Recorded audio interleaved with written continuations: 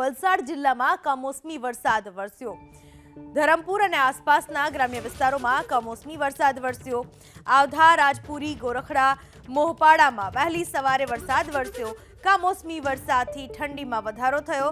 કમોસમી વરસાદને કારણે ખેડૂતો ચિંતાતુર બન્યા છે, કારણ કે રવિ પાકનું વાવેતર કરી લેવામાં આવ્યું છે। શિયાળુ પાક અત્યારે ખેતરમાં વવાઈ ચૂક્યો છે। વાવણી થયા બાદ જે રીતનો કમોસમી વરસાદ વરસ્યો તેના પરિણામે ખેતીના પાકને નુકસાન થઈ શકે છે, તો સાથે જ ઠંડીમાં પણ વધારો થયો છે, કારણ કે શિયાળાની ઋતુમાં જ્યારે વરસાદ વરસતા ઠંડા પવનો ફૂંકાઈ રહ્યા છે। ઠંડકમાં વધારો થયો છે, જો કે પહેલાથી જ આગાહી પણ કરવામાં આવી હતી। કમોસમી વરસાદની આગાહી વચ્ચે વરસાદ વરસતા ખેડૂતો ચિંતામાં મુકાયા છે, તો વાતાવરણમાં વધારે ઠંડક પ્રસરી ચૂકી છે।